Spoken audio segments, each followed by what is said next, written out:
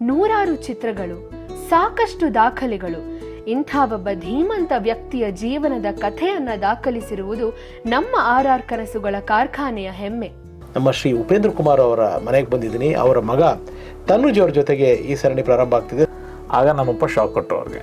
ಇಲ್ಲ, ನಾನು ಮೆಡ್ರಾಸ್ಗೆ ಹೋಗಿ ಮ್ಯೂಸಿಕ್ ಡೈರೆಕ್ಷನ್ ಟ್ರೈ ಮಾಡ್ತೀನಿ. ಬೈದರು ನಿನಗೇನು ತಲೆಗಿಲ್ಲ ಕೆಟ್ಟೋಗಿದ್ದ, ನಿನಗೆ ಅಲ್ಲಿ ಭಾಷೆ ಬರಲ್ಲ, 3 ತಿಂಗಳು ಟೈಮ್ ಕೊಡ್ತೀನಿ, ನೀನಾಗೆ ಓಡ್ ಬರ್ತೀಯ ಅಂತಂದ್ಬಿಟ್ಟು 3 ತಿಂಗಳಿಗೆ ಬೇಕಾಗಿರೋ ಕಾಸು ತೊಗೊಂಡು ಅವ್ರು ಹೊರಟು ಚೆನ್ನೈಗೆ ಬಂದರು. ಚೈಲ್ಡ್ಹುಡ್ಡಲ್ಲಿ ಅವ್ರಿಗೆ ಈ ಮ್ಯೂಸಿಕ್ ಮೇಲೆ ಇಂಟ್ರೆಸ್ಟ್ ಇತ್ತು. ಹೆಂಗೆ, how come all of that suddenly ಅದು ಡೆವಲಪ್? ಬೇರೆ ಏನು ಆಪ್ಷನ್ ಇರಲಿಲ್ಲವಲ್ಲ. So then he started teaching classes for my ma'am.